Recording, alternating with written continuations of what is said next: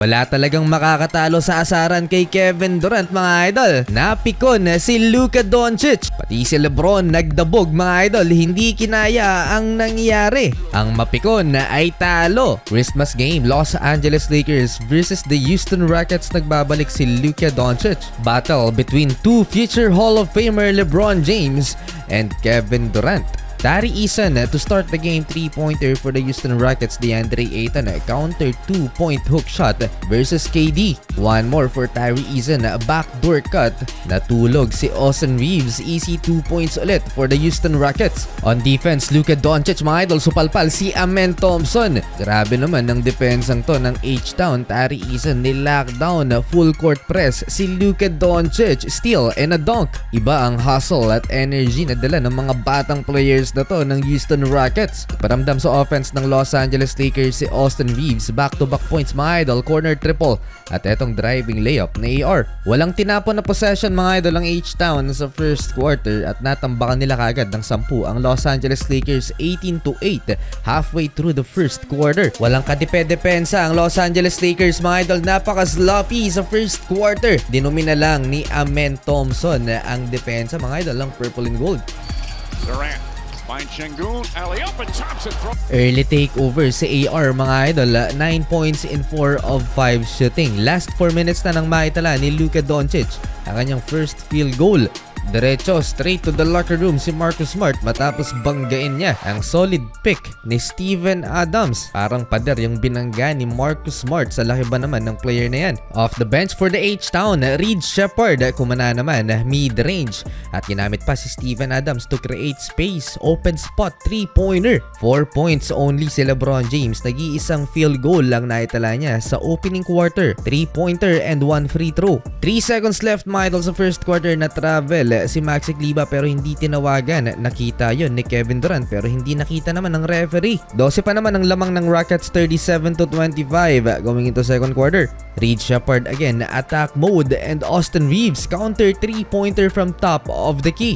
Mas naging maganda naman ang depensa ng Los Angeles Lakers dito sa second quarter at kahit itong si LeBron James pinipressure ang H-Town. At eto nagkatagpo ang dalawang mahilig mang trash talk, Jared Vanderbilt and Kevin Durant. 3-point basket nitong si Vando sa harap ng bench ng H-Town kung saan andon si Kevin Durant sabay stare down at sinuklian naman siya ng trash talk ni KD. Marcus Smart nakabalik sa laban sa second quarter. LeBron James versus 2 defender, dalawang big man pa ng Rockets ang sumabay. And how about this mga idol, Marcus Smart locking down the big man Alperen Şengün, steal and two-handed finish on the break. Hindi ma-penetrate ni Luka Doncic ang interior defense ng Houston Rockets dahil sa napakalalaking defender ng visiting team. Kung kaya ni Marcus Smart si Alfie, ibang usapan pag si KD na yan. One-on-one sa perimeter, sinayawan lang ni Kevin Durant at tinirahan ng 3 si Marcus.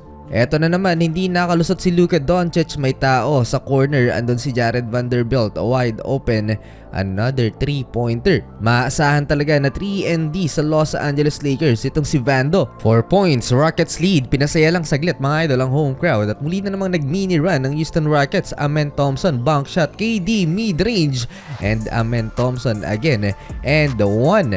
Under 3 minutes left ng first half, Luka Doncic double figure scoring na rin. Dalawa na sila ni AR. Na-frustrate naman itong si Luka Doncic mga idol sa ginawa ni Kevin Durant. Nakapag-draw kasi ng foul si KD kay Luka. Exaggerated yung reaksyon ni KD mga idol, pang asar kay Doncic. At habang nasa free throw line mga idol, pangiti-ngiti si KD at tinatawanan din siya ni Luka Doncic. Pag ganyan ng aura at patawa-tawa lang si Kevin Durant, in rhythm yan dahil sa first half nagtala siya ng 16 points in 6 out of 10 shooting percentage sa loob lamang ng 17 minutes na playing time. Running full speed, LeBron James chase down sana pero hindi inabot si Tari Eason. Pagulong-gulong sa court si LeBron. Dahil sa zone defense ng Houston Rockets, nag-commit ng 5 turnovers si Luka Doncic sa first half. 10-point advantage Houston, 63-53 halftime. Third quarter, Alperen Şengün, better offense versus DeAndre Ayton. Hindi na tumalon si DA mga idol. Talino naman ang ginawa dito ng Houston Rockets. Binate nila na para bang open si DeAndre Ayton sa ilalim tapos i-close out. Kaya ayun, another turnover for Luka.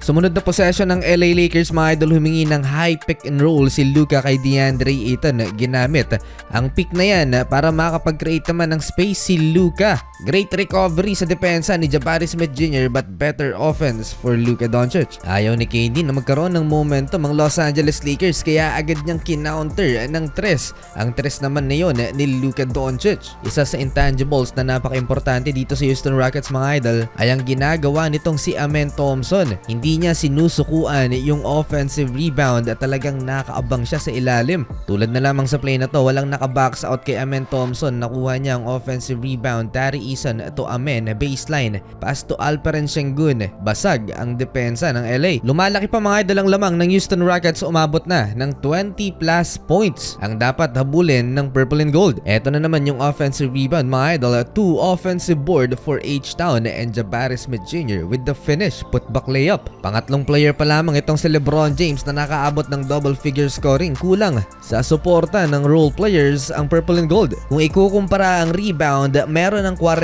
ang Rockets at 20 pa lamang ang Lakers. Kalahati ang diferensya. Under 5 minutes remaining nakakaramdam. Under 5 minutes nakakaramdam ng rhythm ang Los Angeles Lakers, LeBron James and Luka Doncic. 2-man game. Step back triple, 25 points and counting si Luka, 9 out of 15 sa field. H-Town rebound, Amen Thompson running downhill. Dunk finish to break the Lakers run. Jake LaRavia, last 30 seconds sa third quarter, 3 ball. And Amen Thompson mga idol answers back with the mid-range wide open shot. 92-74 mga idol going into fourth and final frame. Sayang sa AR mga idol, hindi na nakabalik dahil sa calf injury. 12 points in 15 minutes. Takbuhan, wala pa ring makakatalo sa bilis ni LBJ mga idol. Ilang araw na lang magfo 41 years old na si King James. Attack mode at napaka-aggressive pa rin ni LeBron James. Gusto niyang i-comeback ang Houston Rockets. Pag tumatanda talaga, nagiging mainitan ng ulo mga idol. Lots of contact sa play na to. Nagdabog na si LeBron sa official no call.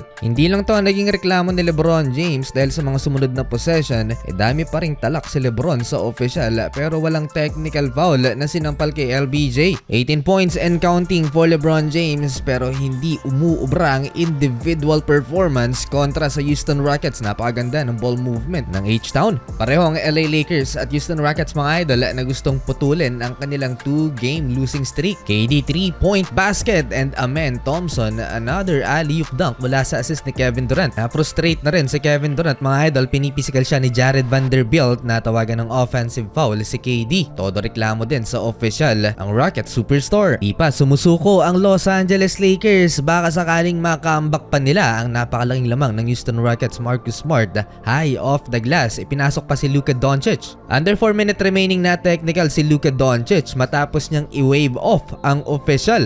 Nadagdagan pa ang frustration ni Luka Doncic na para bang inaasar siya ni Kevin Durant. Tinatawanan na si Luka mga idol. Technical free throw for Kevin Durant. Balik sa 20 ang inahabol ng Los Angeles Lakers. Nilabas na ang starting 5 ng home team. Panalo mga idol ang Houston Rockets. 6 players sa visiting team ang nakapagtala lang naman ng double figure scoring. Lahat ng starting 5 ay may at least 10 points. Hahabol sa bigayan mga idol ngayong Pasko itong si Maxi Kleber at isang player ng Houston Rockets.